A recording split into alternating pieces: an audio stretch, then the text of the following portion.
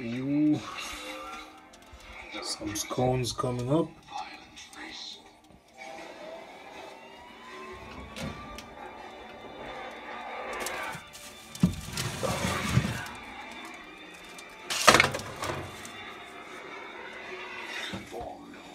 You're gonna need every asset that you've got. What we need is to draw out battle plans, where we explore every possible diplomatic solution. Like what, handing over the kid? All options are being considered.